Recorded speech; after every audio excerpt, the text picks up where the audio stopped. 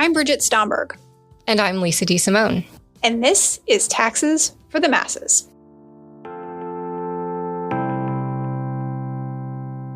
Today's episode is on the tax implications of international students in the U.S., both while they're in school and if they choose to stay and work in the U.S. After running a presidential campaign during which he promised to be tough on immigration, the Trump administration announced in September 2025 an increase in the application fee for H-1B visas that are required by non-citizens to enter into the United States and work. Later guidance clarified that this increased fee would apply only to future applications for non-citizens who are not already in the U.S. under a different visa status. In this episode, we break down the different types of visas typically used by international students in the U.S. and what they mean for their tax obligations to the U.S.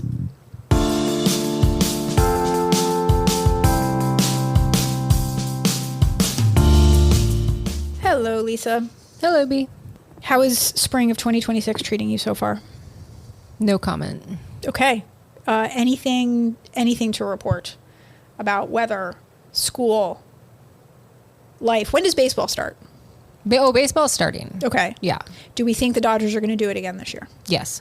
I love that. No hesitation at all. No hesitation. So are they back-to-back currently? Yes. So this would be a three-peat. It would be a three-peat. Talk to me about the history of three-peats in Major League Baseball. I don't even think back-to-back was ever done. Really? No, that's not true. That's not true. The Yankees, I'm pretty sure, did the Yankees do a three-peat? They might have done a three-peat. Okay. Yeah. But you think it's going to happen? Under the Jeter era, so like 20 years ago or something. Okay. Yeah, I do. Yeah. I like that confidence. What is your favorite thing about baseball? Falling asleep to it? Yeah, that's what I thought. Which just, sure. Okay. Good times. I don't know. It's not just, I mean, the postseason's fun.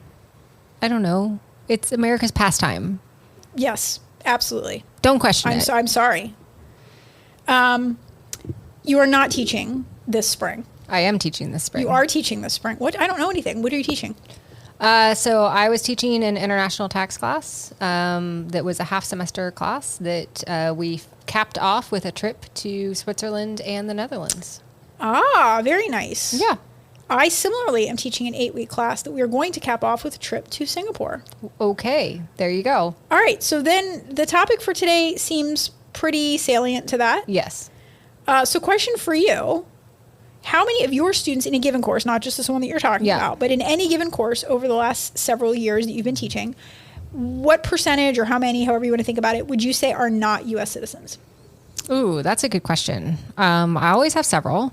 And, you know, I don't like to make assumptions. No. I'm not 100% sure if someone is a U.S. citizen or not. But given the details they provide or the questions they ask me, then I'd say as many as a third. Okay. For the courses that I've taught in our full-time MBA program, and probably more like 10% in our Masters of Accounting program. Okay.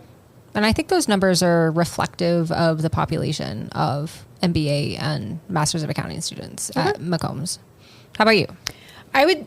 Same caveats that you just offered, but I would say fewer and fewer over time. Oh, really? And the way that I could tell is exactly what you said. You know, we teach tax classes, and so I would always get students coming up and asking me questions about their own tax situation as a non-citizen. Yeah. I would never know what to tell them. No. Okay. So maybe word got around, and that's why the questions are fewer. Okay. Or maybe it's fewer because I have fewer students who have those questions to ask. Okay. Unclear. But fair enough. Either way, it's fewer. And what would you say are the most represented countries that you got asked about? At IU, it was Asian countries, both East Asia and then India as well. So, and oftentimes about work-study jobs or, you know, some of them internships, things of that nature. And I just always would kind of stare at them blankly and say, I seriously hope that the Office of International Affairs can offer you some assistance. Says their tax professor. Their tax professor. Because I'm trying to keep these kids out of trouble. Helpful.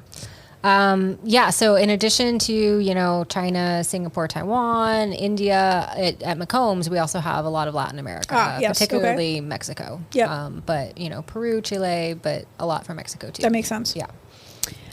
So bottom line is I'm happy today that we're finally turning to this topic because it affects a fair number of our students. I'm hopeful that at the end of this episode, I will have more helpful things to say to them. Yeah. So we're going to basically talk about what the tax implications are for international students who are transitioning from their life as college students to actual working professionals in the U.S. And maybe before they eventually head home. They might stay here, they might not, but we're going to talk about that transition time.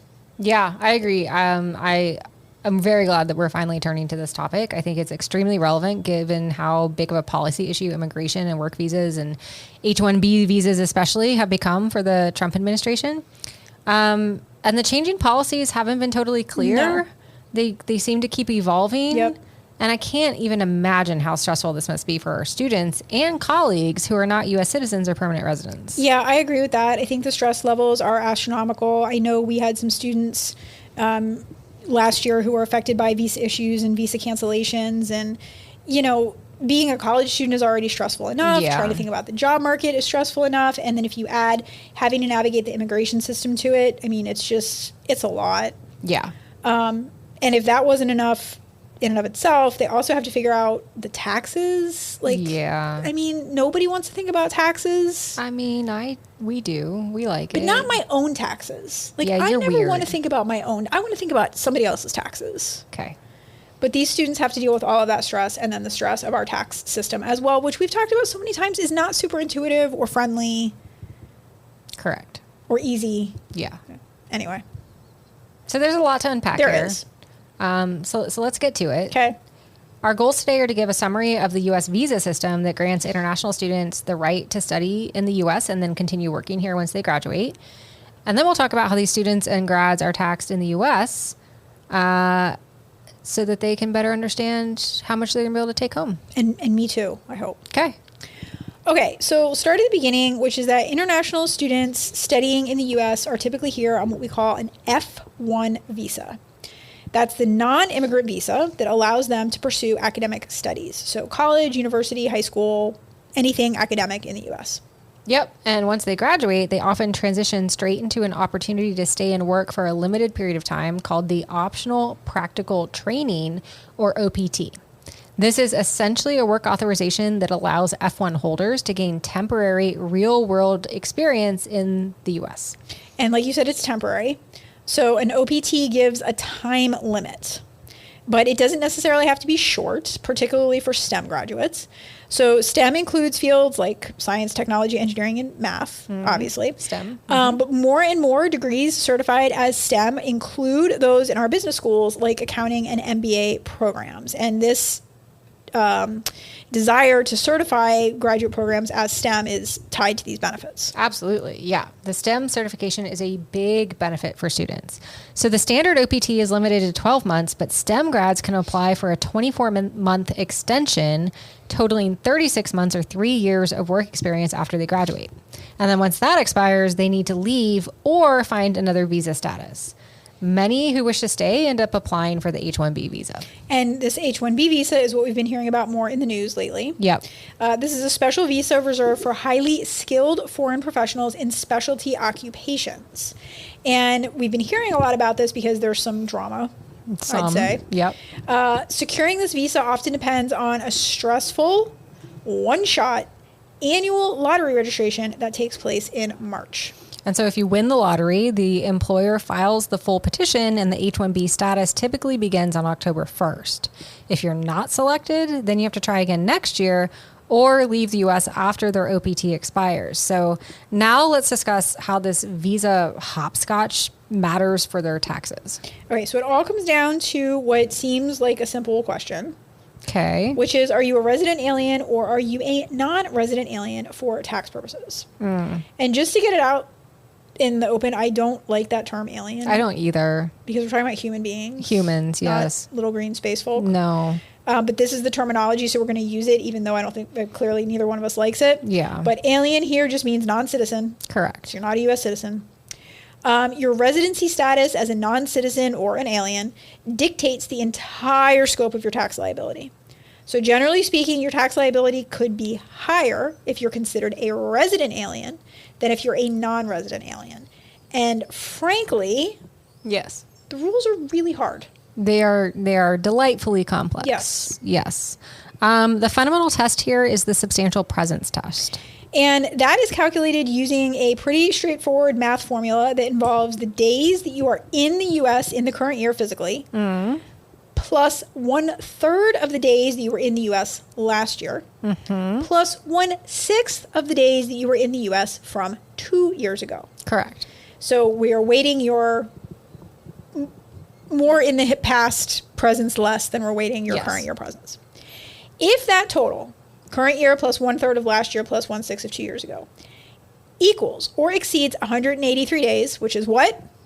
Half a year. Half a year.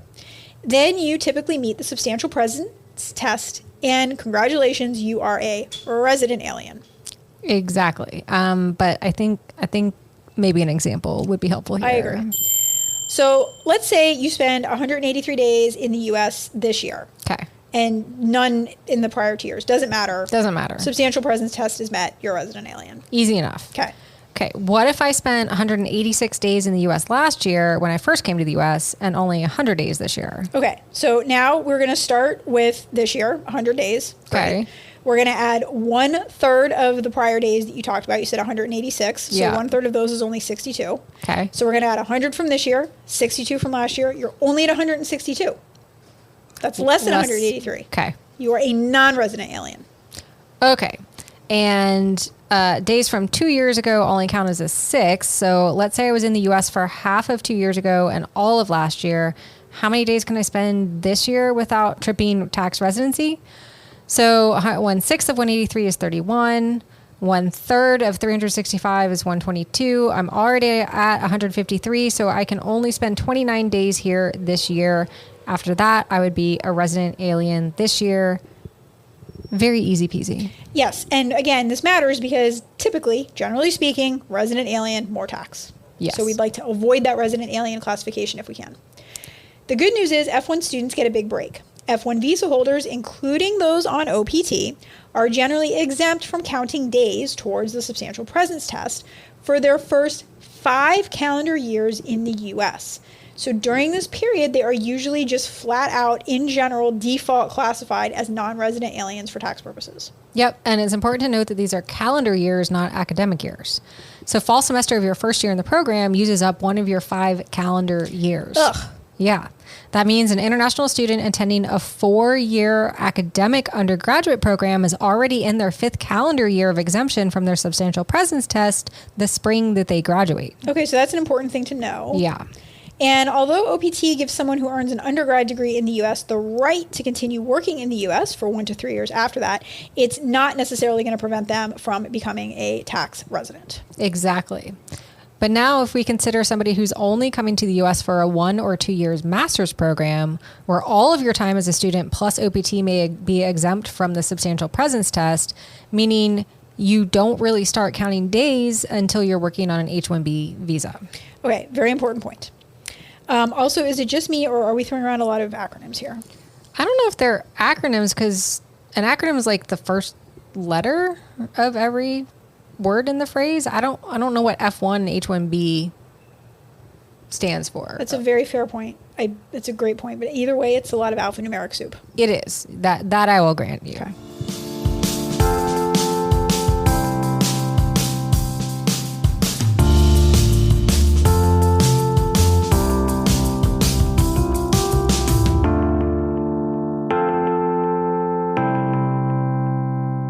Okay, we've talked about what visas international students usually use to study and work in the U.S. We've also talked about the substantial presence test and the 5-year exemption for F1 visa and OPT students. Now let's talk about what all this means for paying U.S. taxes. Okay, so are we getting to the good stuff? We're getting, well, I don't know. Are taxes good? I think in the sense that many of our listeners are sitting here thinking, isn't this a tax podcast? Just tell me about the taxes already. How much tax do I owe? Tax. Yes. My favorite comment from a student that I've ever had in teaching my personal finance and tax class was an international student who raised his hand after, I don't know, a few days of class and was like, I just want to know how much taxes I'm going to pay. So, yeah. Don't we all? Yeah. My friend, don't we all? Getting there, buddy. Yeah. Getting there. Yeah. Takes a minute. Okay. So there can be a big difference in your taxes between being a non-resident alien and a resident alien. As a non-resident alien, you're only required to pay federal and state income taxes on your U.S. source income. which put very simply is income earned from your work here in the U.S. or from U.S. investments. And that's key because if you have income earned in your home country, including anything like investment income, Yep. the U.S. cannot tax that if you are considered a non-resident alien. That is huge. And here's the real tax party trick for students on OPT Ooh. or who do, say, a summer internship while a full-time student.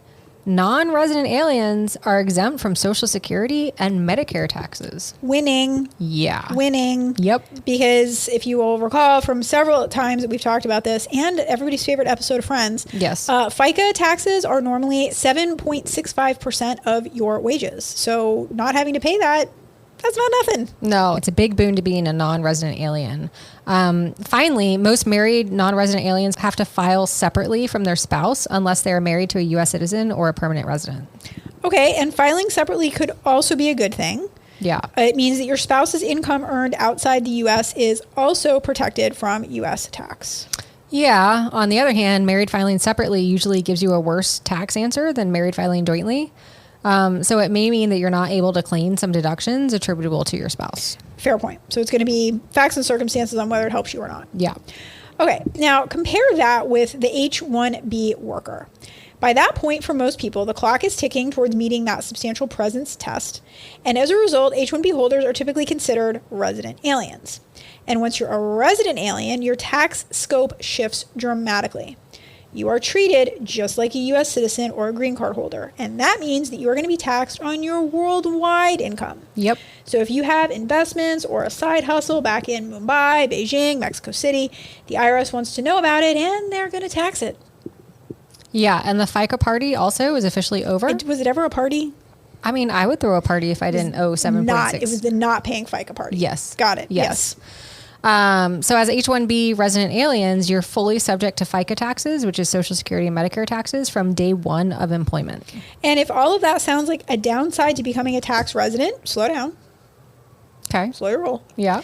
There is one benefit to being a tax resident over being a non-resident alien. Okay. And that is that generally non-resident aliens cannot claim the standard deduction to reduce their taxable income. Ouch. Itemized deductions are severely limited too, mostly covering things like state and local income taxes already paid or contributions to U.S. charities. There may be exceptions to this under the double tax treaty between the U.S. and the country you're from. Oh. Yeah. So, for example, students from India in the U.S. on F1 visas can claim a standard deduction under treaty, but pretty much everyone else is SOL. Okay. I don't know the word treaty. I don't like it. I don't like it. You don't like the word or you don't like the concept? I like the concept. I don't like that it represents the fact that then you have to go read a treaty. Okay. That's where you lose me. It's more work. Yes. It's more work. Okay, so yes, that's a benefit. But once you flip to resident alien status, most taxpayers can claim the standard deduction or itemize their deductions. So much comes down to that residency status. It is very important.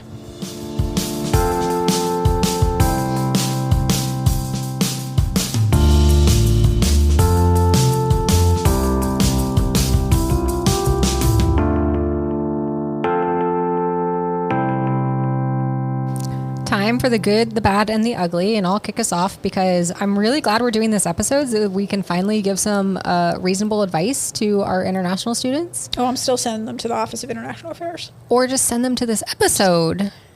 I will send them here first. Yes. Thank you. You're welcome. And then I will send them to the Office of International Affairs. No, it is helpful, and it's interesting to me because I didn't know anything about any of this until I got into my administrative position. Okay.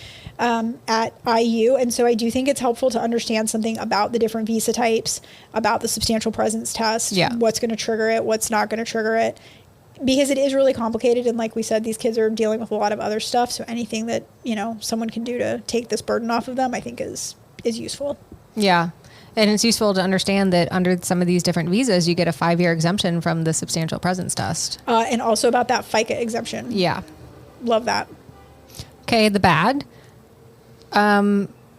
I think there's a lot of mental math that needs to go on for some of these students, watching the clock on when the substantial presence test starts, translating academic years into calendar years. It's not straightforward. It's not. And now I'm also understanding why some students inquire about starting in January rather than starting in August. That makes total sense. Total sense. You burn up an entire year of your exemption starting in August. Which is just silly. Yeah. So back to the substantial presence test, it's 100% of this year, 1/3 of the days the year before, 1/6. How do we feel about that? Is that logical? Is it good? Is it good math? Could it be simplified? What do we think? I mean, it could obviously be simplified. Yeah. I think I would prefer to see just a single year test. Okay. But I don't have a good reason for that other than that would be simpler. Do we know the history behind the 1/3 and the 1/6, No. or it's just like what we were feeling that day? Yeah, I don't know. Threes that day. I think it's not just the U.S. that does that, though. Interesting. I could be wrong about that. Okay. Well, I couldn't tell you if you were. Okay. Anything ugly here? I didn't know, and this is embarrassing to disclose because I teach this. I teach taxes to my grad students, but I didn't know that non-resident aliens couldn't claim a standard deduction. I don't know if this is going to make you feel better or worse, but I didn't know any of this. So Okay. You're ahead of me. It seems kind of harsh.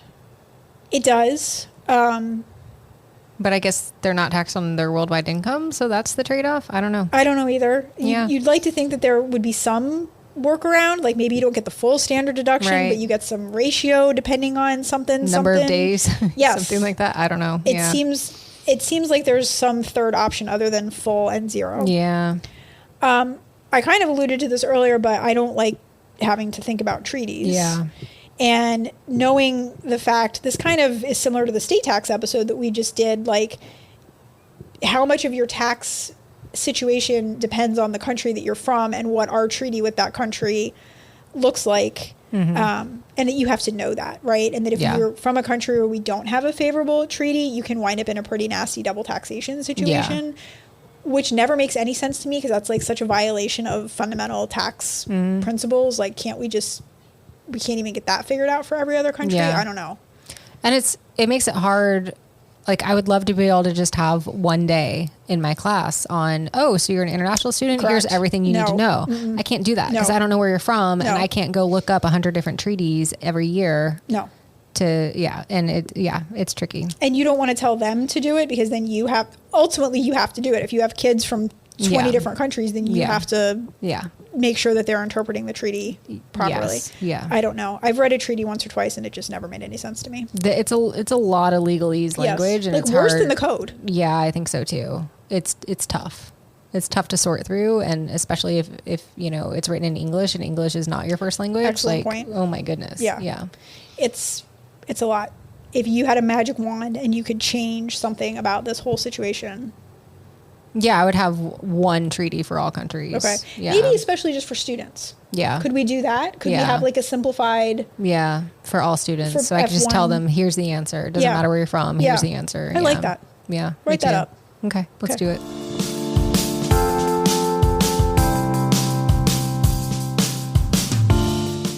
Well, that's all we have time for today. Be sure to join us for more tax nerdery on future episodes of Taxes for the Masses.